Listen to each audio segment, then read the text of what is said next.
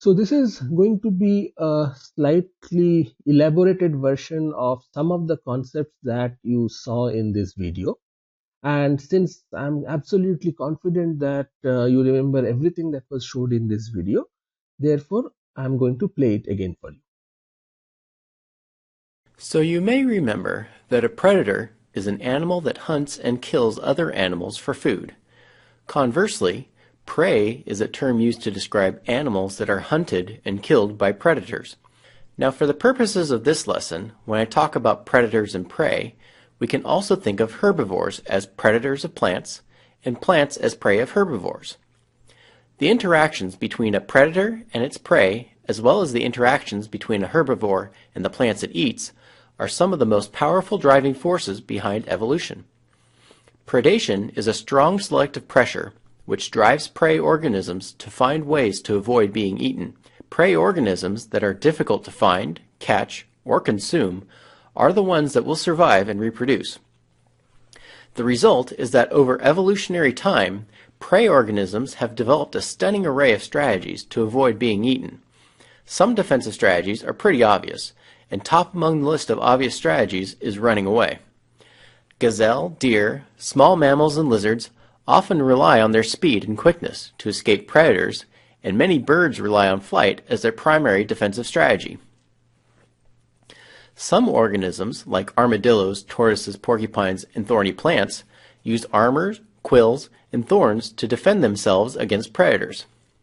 One of the most widespread defensive strategies of animals is camouflage, or the ability of an organism to blend in with its surroundings. Camouflage can be as simple as being the predominant color of surrounding vegetation, or it can define an organism's complete morphology, like this walking stick. Some animals have such good camouflage that they literally disappear in their natural habitat. Can you find the camouflaged animal in this picture? Here it is. It's a leaf-tailed gecko that blends in with the bark of a tree.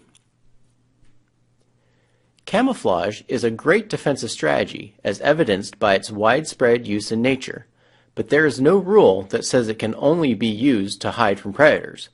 In fact, many predators themselves use camouflage. Some predators, like this orchid mantis, go so far as to resemble the source of food that their prey uses. The coloration, shape, and even posture of the mantis resemble the flower it sits in, so not only does its prey not recognize the mantis as a threat, it's drawn to the predator, thinking it's a flower. Some organisms have resorted to chemical warfare to defend themselves against predators. The very distinctive smelling spray of the skunk comes to mind, and the bombardier beetle sprays would-be predators with a toxic chemical in a similar fashion. Some organisms are themselves poisonous, like this poison dart frog. Animals that use chemicals as a defense rarely use camouflage, quite the opposite in fact. These animals are usually brightly and distinctively colored to stand out. These markings are called warning coloration, and are bright or distinctive markings that serve as a warning to would-be predators. A very common and universally known warning coloration is the black and yellow stripes of many species of wasps, hornets, and bees. Some harmless species of flies, and even some beetles, have developed similar black and yellow coloration to mimic the potentially dangerous wasps and bees. This type of mimicry, where a harmless animal mimics a dangerous or unpalatable animal, is called Batesian mimicry. Many types of butterflies also practice Batesian mimicry. However, there are cases where two or more dangerous or unpalatable species all resemble one another. This type of mimicry is called Mullerian mimicry. The monarch butterfly, shown on the left, and the viceroy butterfly, shown on the right, will make animals sick or taste very bad if they are eaten. When two unpalatable species resemble each other, they reinforce avoidance by predators by increasing the frequency of unfavorable encounters. The predators learn faster, and fewer butterflies of both species are eaten during the learning process. So far, we've focused mainly on defensive strategies used by prey, but predators can also use some of the strategies already mentioned to help them capture or kill their prey. Cheetahs use their speed to outrun their prey, and eagles, hawks, owls, and falcons use flight to their advantage while hunting. Venomous snakes, spiders, and wasps use poisons to either kill or immobilize their prey. Some predators even use mimicry to capture prey. The alligator snapping turtle uses its pink worm-like tongue as a lure to draw fish right into its mouth. The turtle will sit submerged underwater with its mouth wide open and flail its tongue around like a writhing worm. When an unsuspecting fish goes after the tongue, the turtle snaps its mouth shut and eats the fish instead. When it all comes down to it, predators and prey are in a constant battle to gain an advantage which will help them survive. Whenever a predator develops an advantage that helps them acquire prey, there is selective pressure on the prey to adapt and find a way to avoid this new method of predation. The organisms that most effectively adapt to and avoid predation will survive and reproduce. It works in the opposite direction too. When prey organisms develop an effective defense against predation, its predators must adapt to the change and find a way around the defense or find a new organism to prey on. Predators that don't adapt and can't capture prey will starve to death. The end result is that predators and prey evolve in response to interactions with each other. These tight evolutionary relationships can result in coevolution, which is when two species evolve in a coordinated fashion by adapting to changes in each other. A good example of coevolution occurring between a herbivore and a plant is the coevolution of the Heliconius butterfly and passionflower vines. Passionflower vines contain toxic compounds in their leaves that make them inedible to most herbivores. However, Heliconius larvae have evolved enzymes which break down the toxic compounds and allow them to eat the leaves of the vines. So Heliconius butterflies lay their bright yellow eggs on the passionflower leaves because they are a good food source for the larvae. But they won't lay eggs on leaves that already have bright yellow eggs on them because too many larvae in one place will result in not enough food for all of the larvae. So Heliconius females search for leaves that don't already have eggs on them. Amazingly, some species of passionflower vines have bright yellow structures on their leaves that look like Heliconius eggs. These structures deter the butterflies from laying their eggs there, and more than that, these structures are actually nectaries that provide food for ants and other predatory insects that eat Heliconius eggs and larvae. So the yellow structure defense is twofold. It deters the butterflies from laying the eggs, and it attracts predators of Heliconius larvae. These back and forth counter adaptations are what cause coevolution between predators and prey. Okay, it's review time. A predator is an animal that hunts and kills other animals for food. Conversely, prey is a term used to describe animals that are hunted and killed by predators. The interactions between a predator and its prey, as well as the interactions between a herbivore and the plants it eats, are some of the most powerful driving forces behind evolution. Both predators and prey can use a variety of strategies in order to survive, including speed, flight, physical protection, camouflage, chemical compounds, mimicry, and countless other strategies that we don't have time to talk about here. While some animals rely on camouflage, others, especially those with chemical deterrents, have bright or distinctive markings that serve as warnings to would-be predators, called warning coloration. Some harmless animals take advantage of warning coloration and mimic other brightly colored species. This type of mimicry, where a harmless animal mimics a dangerous or unpalatable animal, is called Batesian mimicry.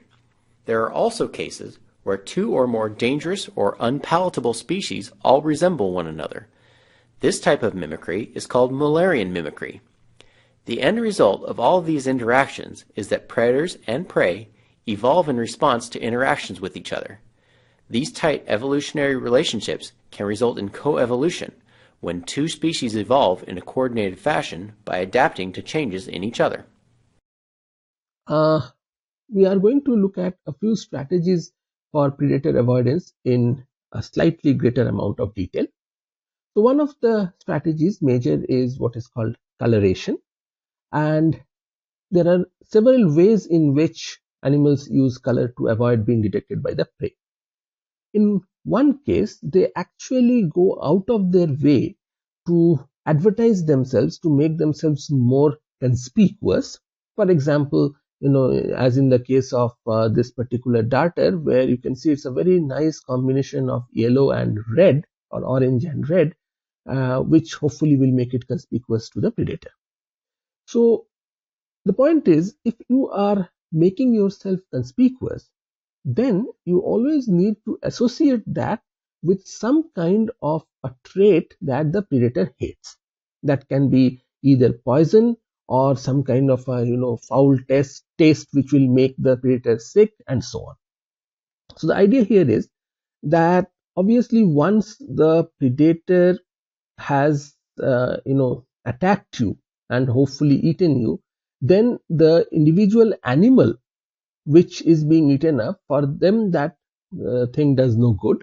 However, hopefully the population is going to be benefited by the fact that the predator will learn very soon that this particular color combination or this particular pattern needs to be avoided. So aposematic coloration always needs to be associated with some kind of a bad thing. If it is not, then aposematic coloration obviously will not work. Then the predators obviously will be very, it will be very easy for them to find you, and therefore you are going to go extinct extremely soon. So the other way in which color is used is by blending with the background in such a way that the predators can't recognize you. The blending, here are 4 examples, 3 from the insect world, 1 from the bird world. I think you can see the birds over here. This, although it sounds easy, it is not necessarily easy, because very seldom do you find color being a background in nature being monocolored. So you need to figure out the patterns which exist in the background. So for example, if you can see in this mantis all these striations, similarly in the context of this bird, you can see the broken, dried up pieces of bark being mimicked on their body. So it's not as simple as simply producing a color. You also need to get the pattern right, and that is something that obviously is not very easy, but we know that several organisms have managed to do so in the animal world. The third way in which you have coloration being used by some organisms is what is known as mimicry. So in mimicry, it's part of it is like aposematic coloration. There is an association of something bad with some pattern. However, there are 1 or 2 more steps above that. So there are several kinds of mimicry. 2 major types are what are known as Batesian mimicry and Mullerian mimicry. So in Batesian mimicry, you have one species which has an aposematic coloration or an aposematic pattern, and which also has some kind of a bad thing, some poison or some foul tasting stuff, or ability to sting or something, which therefore helps the predators, or makes the predator understand that this is not a guy to be messed with. But then you have another species. So the first species is called a model, and then you have another species which does not have those negative properties, which does not have the poison, doesn't have the sting, but yet what it does is it ends up mimicking the pattern, the color of the actual model. So for example, here what we have is a fly, which is a dipteran, mimic the body and pattern and everything of a honeybee, okay, which is a hymenoptera. So in this case, why are the mimics doing what they're doing? So in most cases, producing the distasteful chemical or producing that attribute which makes them unfavorable to the predator, that is typically thought to be metabolically costly, or say for whatever reason the other organism doesn't have a way of doing it. Therefore what happens is that it ends up looking like somebody else who is dangerous. And the reason this works is that in this case, the predators, we have no evidence to believe that predators are inherently, capable of distinguishing a bad pattern, or distinguishing something poisonous. So typically, predators have to learn it from scratch, and the greater the frequency of the learning, the better it is, or the faster it is that the predator learns it, and therefore the better it is for the prey. Now, for this to work, the balance between the number of the model and the mimic in the ecosystem needs to be very critical. So if the model is in lower number than the mimic, then the predators will be mostly encountering the mimic and not the model, and therefore they will end up associating that pattern with something that is edible, which is bad for both the model and the mimic. Therefore, it has to be the other way around. Typically, the number of the mimic needs to be much lower than the number of the model, for the population size of the model, for this particular strategy to succeed. So this is a case, Bayesian mimicry, where you have a clearly identified model which has a pattern and some bad attribute, and you have a mimic which has the pattern but not the bad attribute. Contrast this with this other kind of mimicry, which is called Mullerian mimicry, in which both the model and the mimic have the pattern, the warning signals, and they also have the antipredation attribute. Okay, so in this particular case, you can't really say this is the model and that is the mimic. In this particular case, both of them have essentially converged towards the similar pattern. Now, why is it so?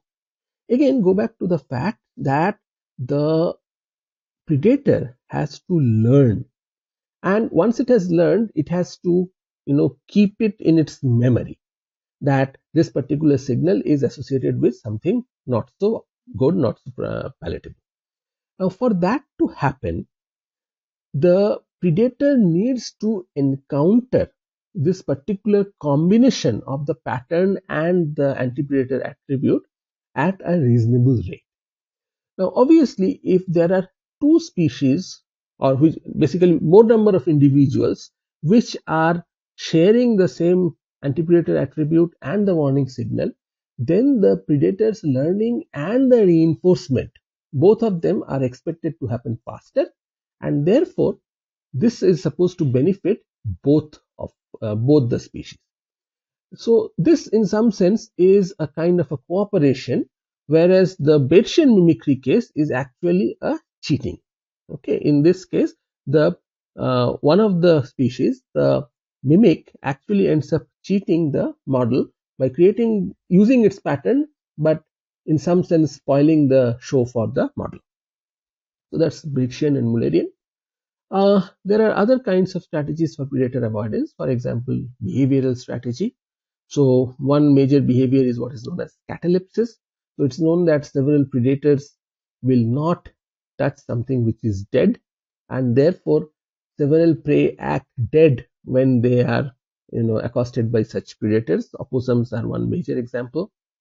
Then so this is example. So you have a catidid over here, and the moment it is attacked by something, it just stretches its legs and shrinks up as if it is dead. Similarly, you have what is known as intimidation display. So there are several organisms which have patterns in their body, which when they show in a certain way, it resembles something much bigger and something more ferocious. So for example, moths are supposed to have, some of them have these kind of eye spots, which it is thought resembles the faces of owls or other predators. So they often end up, when troubled by a predator, they often end up just displaying that suddenly, which startles the predator, and they are these guys are able to escape. And then of course, a major predator avoidance strategy is in terms of group living. which leads to watchfulness. When some guys are eating, others are able to keep a watch. Or when a predator has attacked one individual, then lots of individuals just come and gang up on the predator. That is what is called mobbing. Or in general, with all of them moving in different directions, such that the predator becomes confused as to what is it that they want to catch. Uh, Watchfulness is what is related with alarm calls. That is some kind of a vocalization or some kind of a sound or some kind of a signal. But you also have chemical communication in this case. So several aphids, for example, they secrete pheromones, which are chemicals which warn the other organisms of nearby predators. Uh, then, of course, you have other chemical strategies. So this is the famous badger and this is the famous skunk. This guy. So when they are disturbed by some predators, they tend to throw a dirty smelling liquid at them, and that's how you get, the term skunk is also used for something smelly. Then you have the case of the bombardier beetle. So in the context of the bombardier beetle, these guys have two different chemicals stored in two separate compartments in their anus, near their anus. And then when they are troubled by a predator, what they do is they very quickly mix these two chemicals, which leads to a massive exothermic reaction. And then this almost boiling liquid is thrown at the predator at a very, very high speed. Basically, the guys completely get scalded, the predators. And one major point to note is that toxins can only poison the predator, but this will typically not save the prey. And therefore, unless it is associated with aposematic coloration, this is not going to work, which is why very often these two things go hand in hand. So that's pretty much it. As I said, all these concepts are already there in the video. I just repeated them once so that you know what are the parts to concentrate on. Thank you.